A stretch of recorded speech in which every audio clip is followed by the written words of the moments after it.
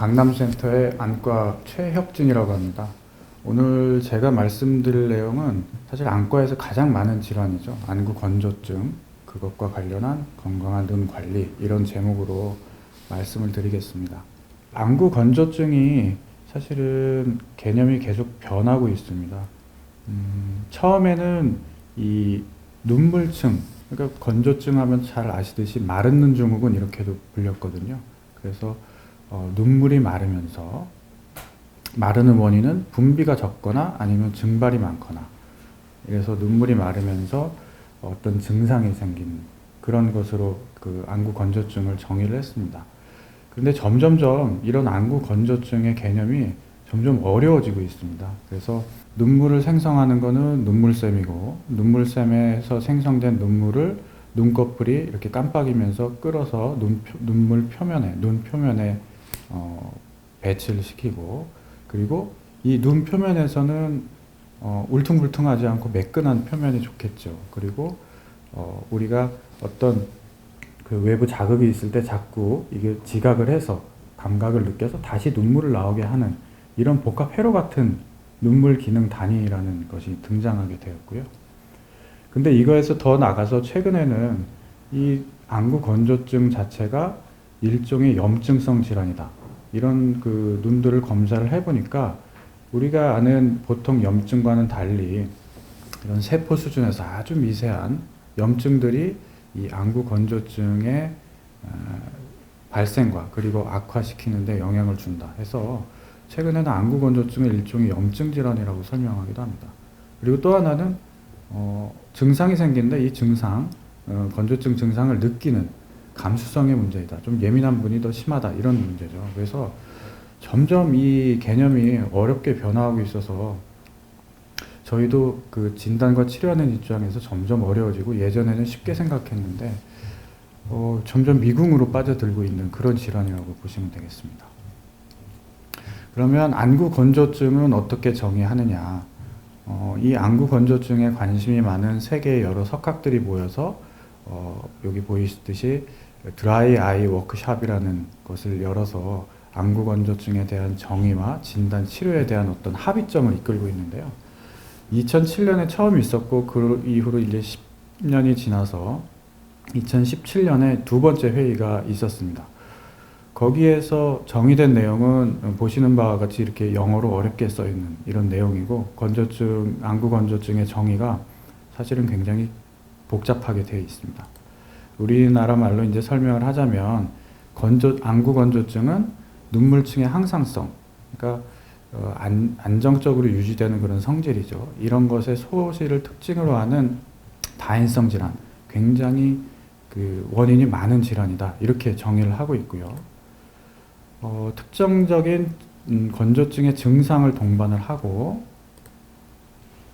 또 이 안구 건조증의 발생에 중요한 인자는 불안정한 눈물층, 그리고 삼투압이 높아지는 것, 또 아까 말씀드렸듯이 안구 표면에 염증이 있고 그리고 손상이 진행이 된다. 이런 것들은 이제 검사로 찾을 수 있는 징후가 되겠죠. 그리고 또 신경 감수성 이상이 같이 동반된다. 이렇게 여러 가지를 다 한꺼번에 봐야 안구 건조증을 진단할 수 있다. 그래서 진단도 사실은 굉장히 어려워진 면이 있습니다. 자, 그럼 이런 안구 건조증은 과연 얼마나 많은 분들이 앓고 계시는가요? 서두에 말씀을 드렸듯이 안구 건조증은 저희 안과 외래에서 진료를 하는 환자분들 중에 가장 많은 질환 중에 하나입니다. 실제로 우리나라를 포함한 동양권에서는 굉장히 높은 유병률을 보인다고 되어 있고요. 요 밑에 그림에서 보시듯이 한국은 한 3분의 1은 안구 건조증을 앓고 있다, 이렇게 보시면 되겠습니다. 아마 그 세계적으로 봤을 때 어떤 도시화나 그리고 환경, 그렇죠? 습도가 높은 데보다는 아무래도 좀 습도가 낮은 데, 이런 데가 많을 거고요. 그리고 자연 환경이 많은 데보다는 아무래도 도시화가 되고 이런 데가 보통 많다고 생각이 됩니다. 근데 공통적인 거는 연령이 높을수록 일종의 노화 현상 중에 하나일 수 있다는 거죠. 그래서 안구 건조증은 연령이 높은 분들은 대부분 다 또 가지고 있다, 이렇게 생각하시면 되고, 보통 여성이 남성보다 한 2배 정도 이상 유병률이 높다고 생각이 됩니다. 특히나 폐경 이후 여성분들은 굉장히 취약한 걸로 되어 있습니다. 자, 그러면 이제 안구 건조증의 정의를 받고 진단을 해야 되는데요. 진단은 다른 질환들과 대부분 마찬가지입니다. 먼저 안구 건조증에 대한 합당한 증상이 있어야 되겠죠. 그리고 이런 증상을 가진 눈에서 검사실에서 검사를 해봤을 때 건조증에 대한 특이적인 검사 소견, 즉 징후가 같이 있을 때, 이 두 가지가 결합이 됐을 때 안구 건조증이라 진단하고 치료를 시작을 하게 되겠습니다. 증상부터 하나하나 좀 알아가 보도록 하겠습니다. 자, 안구 건조증의 증상은 그 눈물을 생각하시면 됩니다. 그래서 아까 말씀드렸듯이 눈물이 분비가 적거나 아니면 눈물이 많이 날아가거나 결국에는 표면이 마르는 거죠. 그래서 눈물이 말라나가면 우리 각막이라는 게 자극이 됩니다. 아시다시피 각막, 보통 이제 검은자라고 그러죠. 각막에는 우리 몸에서 그 감각 신경이 가장 민감한 중에 하나입니다. 그렇기 때문에 눈물이 마르게 되면 각막에 분포되어 있는 신경이 직접 외부 환경으로부터 자극이 되고 그에 따른 이제 증상들이 나타나게 되는 것이죠. 그래서 이 증상은 신경이 자극되는 일종의 날카로운 통증 증상으로 느껴지게 됩니다.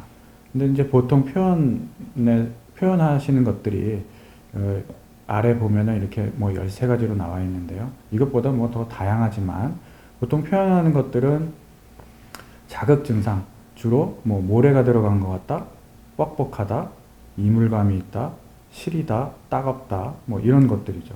뭐 콕콕 찌른다, 아니면 뭐 샴푸를 뿌린 것 같다, 그렇죠? 끓는 것 같다, 이렇게 조금 날카롭게 표현하는 것들이 그 안구 건조증의 증상입니다. 그러니까 뭐 눈을 짓누른다, 뭐 무겁다, 뭐 뒤에서 당기는 듯하다, 이렇게 둔탁하게 느끼는 증상은 사실은 건조증 증상이 아닐 가능성이 많다는 거죠. 그리고 또 하나는 시각 증상이 같이 동반이 됩니다. 우리 눈은 광학기계인데 그 안구 표면이 이렇게 정상처럼 눈물이 말끔하게 배치가 돼 있어야 그 빛이 들어가는 게 깨지지 않거든요. 근데 이제 건조증이 있으면 자꾸 눈물층이 깨집니다. 근데 이제 광학기계에서 어느 한 층이 매체가 이상이 되더라도 이제 사진기나 이런 게 흐리게 찍히듯이 우리 눈도 마찬가지입니다. 앞에 있는 눈물층만 깨진다고 하더라도 뒤에서 느끼는 그런 이미지 자체는 깨질 수밖에 없습니다. 그래서 보통은 보이는 것 자체가 이상이 생기죠. 시력이 떨어진다, 아니면은 좀 눈 부신다, 빛이 번져 보인다, 이런 식으로 나타내는 증상들이 이제 시각 증상들입니다. 그래서 보통 보면은 책을 처음엔 읽다가 조금 중간에 흐려진다, TV나 뭐 컴퓨터 이런 것들을 오래 하면은 좀 더 흐려진다, 이런 것들이죠. 그런 것들이 이제 안구 건조증의 증상이 되겠습니다. 그래서 통증으로 느껴지는 날카로운 자극 증상, 그리고 시각 증상, 이런 것들이 있으면 건조증이 있지 않나 이렇게 의심을 하게 되고요. 이 증상들은 공통적으로 다음의 특징이 있는데 하루에 일종의 변화가 있습니다. 항상 증상이 똑같지 않습니다. 보통은 이제 아침에 자고 일어났을 때 악화가 되거든요. 그거는 보통 사람이 밤에 잠을 잘 때는 기초 눈물 분비량의 한 반 정도로 떨어집니다. 그리고 이게 회복되는데 좀 시간이 걸리기 때문에 아침에 일어나서 좀 뻑뻑하고 이물감을 느끼는 경우가 많고요. 그리고 하루 종일 생활을 하고 나서 오후 늦은 시간에, 그러니까 눈을 많이 썼고 그리고 눈이 열려져 있는 시간이 많기 때문에 표면이 마르고 또 안구 표면 주변에는 이제 자극하는 자극 물질들이 많이 쌓이기 때문에 이때 또 증상을 많이 느끼죠. 그리고 또 하나는 특정한 행동이나 환경 증상, 환경들이 이 증상을 악화시킨다는 겁니다. 그러니까 어떤 유발 요인이 있다는 거죠. 대표적인 게 장기간의 독서, TV 시청, 뭐 에어컨, 헤어드라이어, 뭐 이런 것들이 되겠습니다. 자, 그럼 물음인데요. 안구 건조증 증상을 일으키는 대표적인 요인, 이제 악화인자라고 하죠. 대표적인 요인들은 무엇인가요? 뭐 쉽게 생각해 볼 수 있습니다. 결국에는 눈물을 마르게 하는 거. 우리 빨래를 널었을 때 빨래가 빨리 마르는 것들을 생각하면 다 맞습니다. 예. 그리고 증상을 일으키는 건 또 자극제가 되겠죠. 그래서 우리 눈에 자극이 되는 거 생각하시면 진짜 다 맞아요. 그래서 대체적으로는 뭐 이런 것들이죠. 일단은 자극제, 머리 염색약, 그리고 뭐 세면용품, 화장품, 여자들 같은 경우는 뭐 아이라이너 뭐 이런 것들. 실제로 저희 검사해 보면 이렇게 분화장 같은 거 이렇게 많이 하시는데 눈물에도 분을 바르고 오시는 분들이 굉장히 많아요. 본인들은 잘 모르시겠지만 눈물층에 뭐 반짝이도 많이 떠다니고 분가루도 많이 떠다니고 이런 분들이 많습니다. 그런 분들은 사실은 계속 자극제를 가지고 사시는 거죠. 근데 그렇지 않아도 눈물이 말라서 자극에 취약한데 자극제를 계속 뿌린다. 그럼 증상이 더 심해질 수밖에 없습니다. 그리고 이제 또 환경적인 요인으로 증발을 많이 시키는 환경, 에어컨, 선풍기, 히터, 뭐 헤어드라이어 이런 것들이 되겠죠. 그리고 또 뭐 요즘 같은 때가 사실 건조증의 취약철입니다. 실내 생활 많이 하고 히터 틀고 이제 겨울철 아파트, 건조한 밀폐 공간 이런 게 당연히 관련이 많을 거고요. 그리고 이제 작업과도 관련이 되어 있습니다. 장기간의 독서, TV 시청, 컴퓨터 작업, 스마트폰 이런 것들. 그리고 먹는 약재랑도 관련이 있습니다. 그래서 보통은 우울증이나 이런 데 쓰이는 신경안정제, 그리고 혈압약, 항히스타민제, 콧물약 같은 거 있죠. 이런 거는 입도 마르게 하지만 눈도 마르게 합니다. 컨택트 렌즈의 착용, 그리고 뭐 수면 부족 이런 다양한 원인들이 증상을 악화시킵니다. 근데 이제 뭐니 해도 가장 증상을 악화시킨데 현대 생활에서 가장 원인이 된다 하면 바로 TV 시청 빼놓고 살 수 없죠, 그렇죠? 그리고 컴퓨터, 휴대폰. 근데 이제 보통은 독서나 이런 스마트폰, 컴퓨터, TV 시청 이렇게 하게 될 때는 보통 우리가 집중을 하게 되는 작업이죠.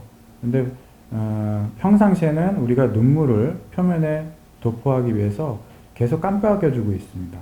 근데 이렇게 집중하는 작업을 하면 우리도 모르는 사이에 계속 눈을 뜨게 돼 있고 깜빡임이 없어지거든요.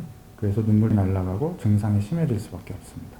근데 어떻게 보면 현대 생활에서는 어쩔 수 없이 생기는 필요악이라고 볼 수밖에 없고요. 그리고 또 하나는 이제 이렇게 뭔가 집중하는 작업을 하면은 좀 쉬셔라. 쉬시는 게 좀 도움이 된다. 그러면 보통 요즘에는 컴퓨터에서 인터넷을 하시거나 뭐 유튜브를 보거나 이러면서 쉬세요. 근데 사실은 눈은 더 혹사하는 거거든요. 더 심해질 수밖에 없죠. 이런 생활 및 작업 환경이 안구 건조증을 일으키는데 굉장히 중요한 악화 인자이고 이런 것을 인지하고 개선하는 게 이것이 안구 건조증 치료의 기본이 되겠습니다. 자, 그러면 안구 건조증 증상을 설명을 드렸는데 이런 증상을 객관적으로 평가할 수 있는 어떤 도구가 있을까요? 왼쪽에 보이시듯이 안구 표면 질환 지표라는 게 대표적인 이런 평가 도구입니다. 이 질문지에 보면은 12가지 질문으로 되어 있어요. 그래서 아까 말씀드렸던 그런 증상 질문이 몇 가지가 있고요. 그리고 또 작업이 있습니다. 뭐 독서, TV, 컴퓨터 이런 작업에 영향을 받는가. 그리고 또 환경에 대한 질문이 있거든요. 바람이 불 때, 건조한 장소, 에어컨, 히터가 있을 때 심해지느냐. 이런 것들을 이제 도합해서 질문에 항상 있다. 굉장히 높은 점수를 받겠죠. 전혀 없다. 0점입니다. 그래서 이런 점수를 도합해서 점수를 합계해서 이제 평균을 내게 되는데 100점 만점으로 환산을 합니다. 그래서 100점이면 건조증 증상 항상 끼고 사는 거고요. 보통은 이 점수가 13점 이상 되면 건조증 증상이 있다. 저희는 이제 그렇게 판단을 합니다. 그러면 이제 징후에 대해서 몇 가지 살펴보도록 하겠습니다. 아까 정의에 나왔던 내용들이 다 징후를 설명하고 있는 내용인데 첫 번째는 눈물층이 불안정한 것을 확인을 할 수 있습니다. 이런 검사들은 이제 안과에서 특수한 기계를 가지고 해야 되겠죠. 대표적인 기계가 왼쪽에 잘 아시는 세극등 현미경 검사입니다.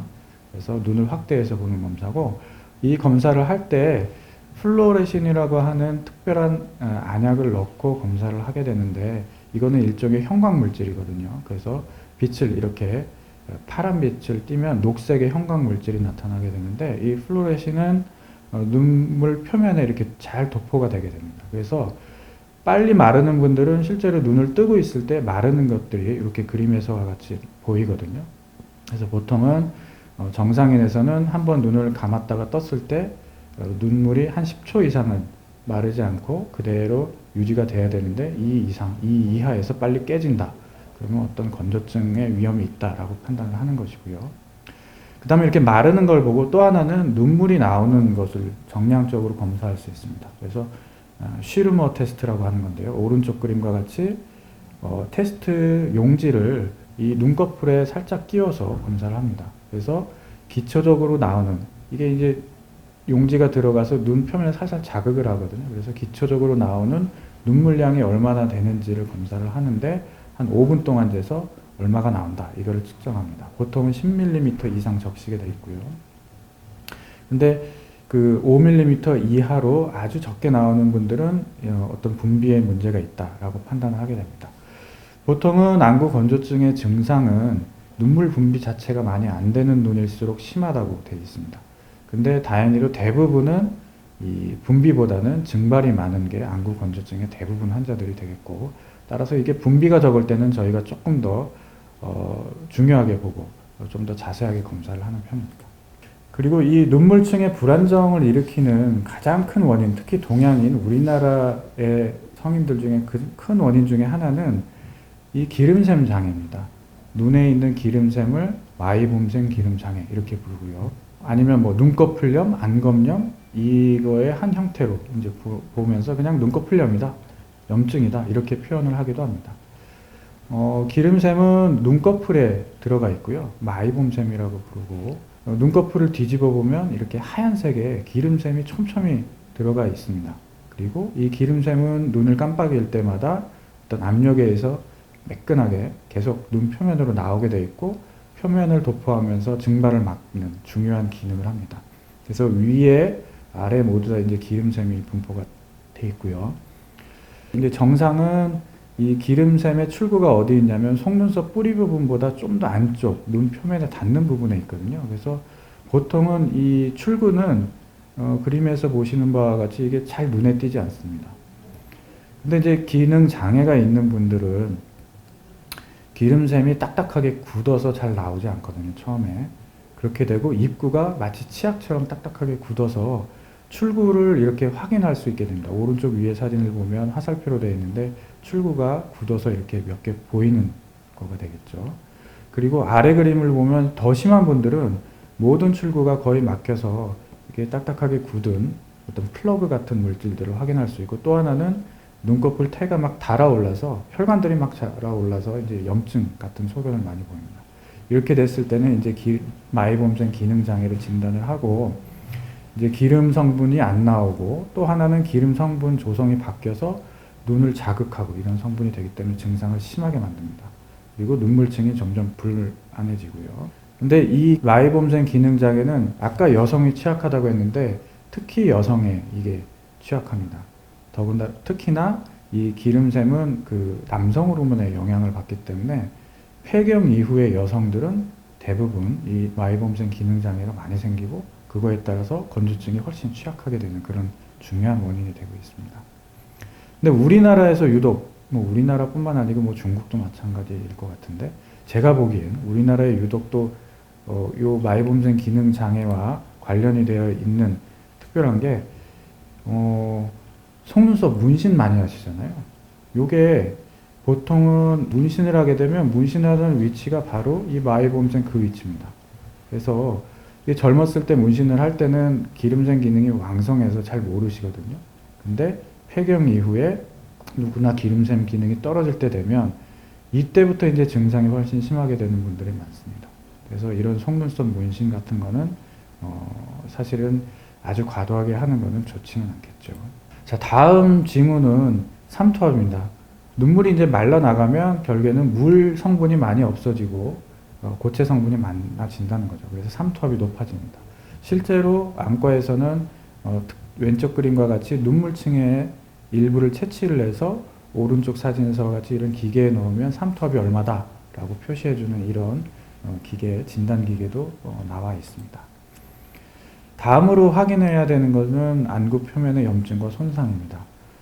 아래 그림을 보시면 역시 색극등 현미경 검사로 아까와 마찬가지로 플루레신이라는 안약을 넣고 검사를 하는데, 보통 이 플루레신은 우리 각막을 침투해 들어가지는 않습니다. 각막 표면이 탄탄하다면 그냥 눈물층에만 이렇게 연한 녹색으로 보이고 각막 표면에는 침착이 되지 않습니다.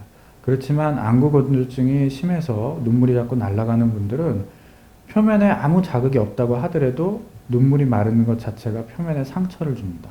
그래서 안구 표면에 난 상처를 따라서 플루오레신 염색약이 침투를 해서 각막에 이렇게 염색을 일으키게 되고요. 아래 그림 보시면 마치 각막에 이렇게 볼펜으로 막 이렇게 찔러 놓은 것 같은 그런 상처들이 보이는데, 이런 것들이 건조증에서 난 상처고, 보통 건조증의 상처는 눈이 떠지는 윗눈꺼풀과 아랫눈꺼풀 사이 중간 부분에 거의 대부분 많이 생깁니다.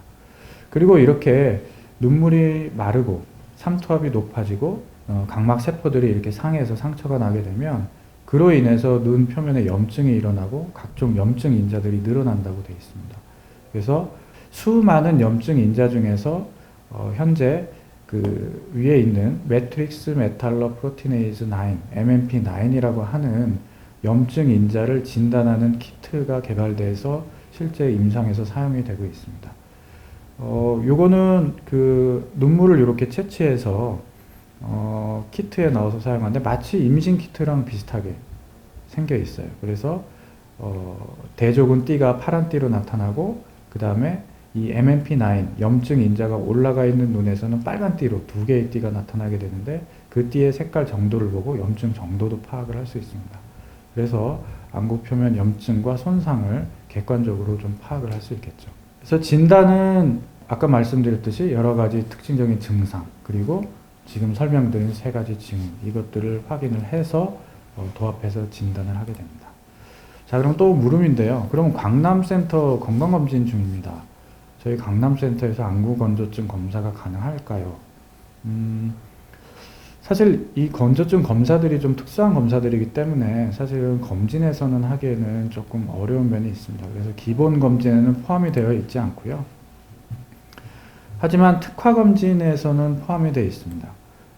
저희 브로셔나 인터넷 사이트를 보시면 눈 건강 특화라는 게 있는데, 거기에 보시면은 조금 전에 설명드렸던 여러 가지 검사, 그리고 안구 표면 질환지표 설문지를 포함해서 자세한 안구 건조증을 선별할 수 있는 그런 검사들이 포함이 되어 있습니다. 물론 제가 다 검사를 하고, 이거는 의사가 직접 봐야 되는 부분이 많고요. 해석을 하고 그 다음에 설명을 드리고 있습니다. 자, 이제 진단에 대해서 살펴봤는데요. 이 진단, 그러니까 증상과 징후라는 게 있는데 큰 문제점이 있는데, 증상이 있을 경우에 반드시 징후가 따라오느냐? 이게 그렇지 않다고 되어 있습니다. 증상과 징후는 따로따로 놓을 수밖에 없다는 거죠. 그래서 아까 안구 건조증은 점점 미궁으로 빠져드는 질환이라고 했는데, 이게 환자분들을 만나면 만나볼수록 진짜 미궁으로 빠져드는 질환이 맞습니다. 예를 들어서 눈 표면 손상은 굉장히 심한데 증상 전혀 없는 분도 있습니다. 네, 이런 분들은 사실은 어떤 안구 건조증의 소인이 분명히 있는 분들이라 평상시에 조금 그 건조하지 않는 환경이나 이런 작업 이런 거에 좀 신경을 쓰셔라, 이렇게 말씀을 드릴 수 있겠죠. 이런 분들이 이제 큰 문제입니다. 눈 표면은 정말 말끔해요. 아무 이상이 전혀 없어요. 근데 증상이 매우 심한 분들이 있습니다. 뭐 눈을 뜨지 못하겠다, 뭐 눈이 부셔서 나는 생활을 못한다, 심지어는 야 이거 살고 싶지 않다, 뭐 진짜 이런 분들도 있거든요. 근데 아무리 검사를 해도 표면은 완전히 말끔해요. 이런 분들이 사실은 굉장히 큰 문제입니다. 아마 그래서 나온 거인 문제이기도 하지만, 최근에는 이런 분들을 감수성에 이상이 있다고 생각을 하고 있습니다. 어떻게 보면은 정확한 진단이 아닐 수도 있죠. 그러니까 좀 예민한 분이라는 거죠.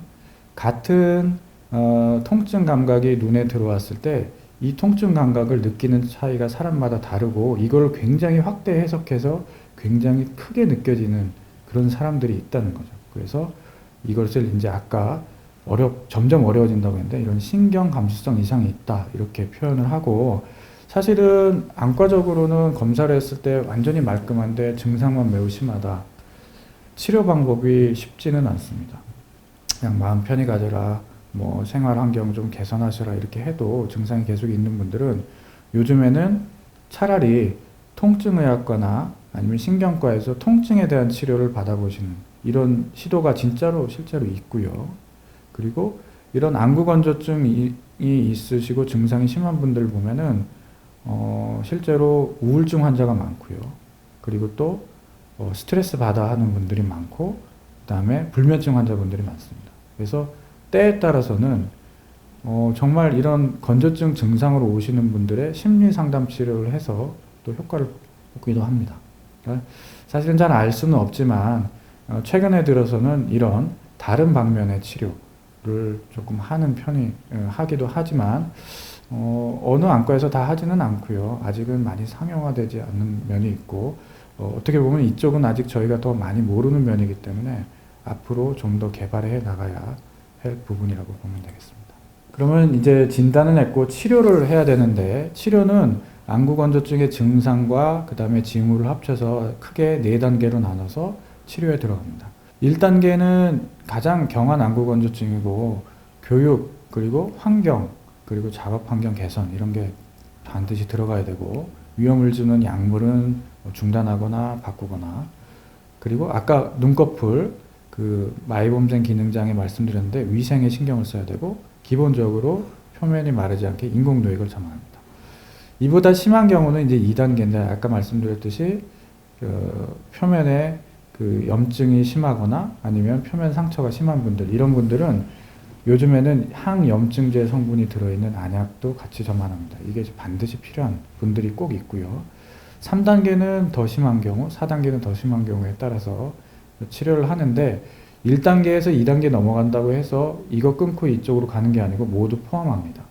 그러니까 기본적인 1단계에 해당되는 내용은 충실히 지켜야 눈이 편해질 수 있다는 것이죠. 그 중에 하나가 생활 및 작업 환경 개선입니다. 아까 말씀드렸듯이 이제 악화인자인데요. 과연 어떻게 해야 할까요? 또 질문입니다. 쉽게 생각하실 수 있습니다. 아까 아셨던 그 자극제, 그런 것들, 이런 거는 피해야 되겠죠. 과도한 눈화장, 머리 염색, 헤어드라이어, 담배 연기, 이런 거 안 좋고요. 특히 오늘 같은 날, 이게 미세먼지 심한 날, 밖에 나가면 또 눈이 확 심해지거든요. 그러니까 그런 날 피하고, 또 실내 습도 유지해야 하는 게 좋고요. 특히 겨울철에 난방은 과하지 않게 가습기 같은 거 틀어주는 거 좋고요. 환기 자주 시켜주시고, 작업할 때 장시간 독서나 컴퓨터 작업하지 마시고 중간중간 쉬어주는 시간이 굉장히 중요합니다. 그리고 눈을 자주 깜빡여주고 아니면 아예 감고 계시거나, 그래서 1시간 작업하면 적어도 5분 이상은 눈을 쉬어주시는 게 좋습니다. 그리고 영양분 중에서는 다 아시듯이 균형 잡힌 식사, 수분 공급, 세수 자주 하시는 거 좋고, 물 많이 드시는 거 좋습니다. 그리고 또 눈꺼풀에 있는 기름샘 기능을 좋아지게 하기 위한 대표적인 약재가 오메가3라는 약재죠. 그래서 생선류, 견과류, 이런 식품들 드시는 건 굉장히 좋습니다. 그리고 아까 말씀드렸듯이 특히 여성분들 취약한 마이봄샘 기능장애, 기름샘 기능장애가 있다고 했는데, 결국엔 눈꺼풀 관리를 잘 해야 눈이 좀 편해질 수 있죠. 이런 눈꺼풀 관리법은 어떤 게 있는지 알려드리겠습니다. 보통 이제 눈꺼풀 위생이라고 표현을 하거든요. 그래서 이렇게 3가지로 구성이 됩니다. 아까 말씀드렸듯이 그 눈꺼풀에 있는 기름이 굳어서 잘 나오지 않습니다. 그리고 또 하나는 이 기름이 녹는 온도가 굉장히 높아져 있어요. 그래서 따뜻하게 찜질을 해서 기름을 녹이고, 그 다음에 눈꺼풀을 이렇게 눌러주면서 마사지해서 기름, 이것들을 바깥으로 배출시켜주고, 그 다음에 눈꺼풀 태를 문질러줘서 자극이 되는 물질들을 없애주고, 이 3가지가 중요한 눈꺼풀 위생의 이 3요소, 3가지 요소가 되겠습니다. 그래서 따뜻한 찜질은 왼쪽 그림에서 보듯이 이런 기구를 사용하는 게 사실은 좀 더 좋다고 되어 있습니다. 물론 그 전자레인지에 이렇게 타월 따뜻하게 넣어서 사용을 할 수도 있는데, 이게 또 금방 식어요. 보통은 40도 이상 높은 온도로 오랫동안 좀 하라고 되어 있는데, 한 5분 정도 내외 하는 게 좋습니다. 너무 뜨거우면 또 안 되고요. 그렇죠? 화상 입으면 안 되니까. 그러기 위해서는 이 타월은 좀 빨리 마르고 이렇게 제품화된 물질을 사용하는 것이 좀 더 좋다고 되어 있고요. 그 다음에 눈꺼풀 태를 마사지하면서 이제 태를 문지르는데, 약국에서 보시면은 마치 화장품 지우는 것처럼 가운데에 있는 그림인데, 화장품 지우듯이 이런 눈꺼풀 태를 닦는 액체들을 팔거든요. 그런 것들을 가져와서 눈꺼풀 태를 이렇게 마사지하면서 자꾸 닦아줘서 그 불순물들을 없애는 게 좋고, 굉장히 심한 분들은 면봉에 뭐 항생제나 염증제나 이런 걸 발라서 이렇게 닦기도 합니다. 근데 이제 문제가 이게 닦기가 쉽지가 않아요. 그냥 눈을 꽉 감고 이렇게 대충 아무렇게나 닦으면 사실은 중요한 데는 닦이지도 않습니다. 아까 기억하시겠지만 마이봄샘의 출구는 속눈썹 뿌리 부분보다 눈꺼풀에 닿는 더 안쪽에 눈 표면에 닿는 더 안쪽에 들어가 있거든요. 그래서 여기 중앙에 그림 나온 것도 이거는 잘 안 닦일 거예요, 아마. 조금 더 안쪽으로 살짝 눈꺼풀을 들고 그 테 부분을 닦아줘야 이게 효과가 있는데 이게 사실 하기는 쉽지는 않습니다. 그렇지만 어떻든 이렇게 좀 노력을 해보시고, 또 하나는 요즘에 안과에 가면은 이렇게 레이저 광선 치료라고 해서 이제 피부과에서 하는 광선 치료랑 비슷한 거예요. 그래서 눈꺼풀에 있는 마이봄샘을 따뜻하게 광선을 해서 녹이고 그 다음에 염증을 없애주고 해서 치료에 효과를 받는 그런 치료법도 개발이 되어 있습니다. 근데 어떻든 이 눈꺼풀 위생 방법을 하더라도 하루 이틀 하고 끝나는 게 아니고 굉장히 오랫동안 열심히 해야 그나마 좀 편해질 수 있습니다. 부지런해야 편해질 수 있다는 것이죠. 자, 다음 물음입니다. 치료 관련해서 인공누액을 사용 중입니다. 넣고 나서 잠시 부드러워지긴 하는데 그 다음에 그냥 맨 그대로입니다. 이거 효과가 있는 건가요? 효과는 있는 겁니다. 인공누액이라고 해서 굉장히 효과가 오래 가고 신기할 것 같고 그렇게 생각하시는데, 쉽게 생각하면 눈물은 자꾸 마르는 성질이 있기 때문에 인공누액은 마르지 않게 끈적끈적한 점도를 높여서 조금 오래 표면에 머물게 인공적으로 만들어준 거에 불과한 액체거든요. 그리고 이런 안구 건조증의 염증이나 세포 손상이나 이런 데에는 크게 효과가 별로 없습니다. 결국에는 오래 머물게 하는 게 목표인데, 어떤 인공누액이든 눈을 깜빡이면서 눈 표면에는 보통 한 10분, 15분 정도 효과를 나타내고 사라지게 돼 있거든요. 그렇기 때문에 넣을 당시에 효과가 있는 거 당연히 맞고요. 그 다음에 효과가 사라지는 거 당연히 맞습니다. 그리고 조금 부드러움을 느낀다면 효과는 느끼고 있는 거고요. 그러니까 중요한 거는 하루에 한 번 이게 넣고 말고가 아니고 꾸준히 정환을 하면서 조금 윤활에 신경을 써줘야 된다. 이게 중요한 사실이겠죠. 인공누액도 여러 가지 종류가 있는데 요즘에 많이 사용하는 이렇게 하나씩 따서 쓰는 일회용 무방부제 인공누액, 이게 좋은가요? 좋기는 하죠. 방부제가 없기 때문에. 근데 이제 대략적인 아주 경도의 안구건조증 환자는 병에 들은 약도 다 사용을 할 수도 있습니다. 근데 보통 우리 병에 들어가 있는 약, 이 병 안에는 그 안약이 많이 들어있기 때문에 이 약에 오염이 되지 않게 전부 다 방부제 첨가제 성분들이 들어가 있거든요. 근데 이 첨가제 성분들을 눈에 장기간 계속 넣으면 눈 표면에 손상을 일으킨다고 되어 있습니다. 그래서 따라서 방부제가 많이 들어가 있는 약은 장기간 여러 번 넣는 경우는 이제 해가 돼서 좋지 않겠죠. 그래서 보통은 안약을 넣는데, 인공누액을 넣는데 하루에 4회, 6회 이상 여러 번 넣게 된다. 아니면 너무 장시간 동안 이제 치료를 해야겠다. 아니면 다른 안약, 일부 방부제가 들어있는 다른 안약과 같이 여러 번 넣어야 된다. 이런 때는 가급적이면은 인공누액이라도 일회용으로 방부제가 없는 약으로 교체해서 넣는 것이 상당히 도움이 많이 되겠습니다. 그리고 세 번째 질문인데, 인공누액을 자주 넣으라고 들었습니다. 하루 몇 번 넣는 게 자주인가요? 이렇게 생각하시는데, 이것도 사실은 이제 저희가 생각하는 거랑 환자분들이 생각하는 거랑 괴리감이 많습니다. 보통은 우리 당뇨나 혈압약 드시면 매일매일 하나씩 드신다, 자주 드신다고 생각을 하시죠. 영양제도 마찬가지고. 그래서 어떤 분들 오면 하루에 꼭 빠지지 않고 한 번은 넣습니다. 굉장히 자주 넣습니다. 사실 이거는 거의 안 넣는 거나 마찬가지죠. 아까 말씀드렸죠. 한 번 넣으면 효과는 한 15분 정도이기 때문에 자주라고 한다면 적어도 하루에 3번, 4번 이상 계속해서 윤활을 시켜주는 게 이제 자주라고 표현을 하게 되겠습니다. 그래서 그 용법을 보면 보통 이 설명서 있죠. 거기 보면 하루 3, 4회, 보통 4회에서 많게는 6회 이렇게 넣으라고 돼 있고, 무방부제 인공누액 같은 경우는 증상이 심한 분들은 2시간에 한 번, 심하면은 1시간에 한 번도 넣어도 아주 큰 해가 없거든요. 그래서 자주라고 하면은 기본적으로 하루에 3, 4회는 기본으로 시작을 해서 증상에 따라서 가감하는 방법을 권유를 하고 있습니다. 이제 마지막 치료인데요. 아까 말씀드렸듯이 이 안구건조증은 염증 질환으로 지금 현재까지는 이해가 되고 있고요. 그래서 증상이 심하지 않다고 하더라도 표면에 어떤 손상이 많이 심하거나 그리고 이 손상 때문에 표면 염증이 심하게 검출되는 분들은 요즘에는 인공누액 이런 윤활제뿐만 아니고 항염증 치료를 반드시 하게 되어 있습니다. 그래서 대표적인 안약이 사이클로스포린 안약, 이거 일종의 면역 억제제거든요. 그리고 스테로이드 안약 이런 것들이 개발돼서 나와 있고, 사실 넣는 분들은 몇 년이고 계속 넣는 분들이 있습니다. 질환이 계속 진행이 되기 때문에. 그리고 이제 스테로이드 안약은 특이할 점은 이게 이제 보통 소염제라고 해서 많이 넣는데 이제 흔들어서 뿌옇게 나오는 이제 그 현타액이죠.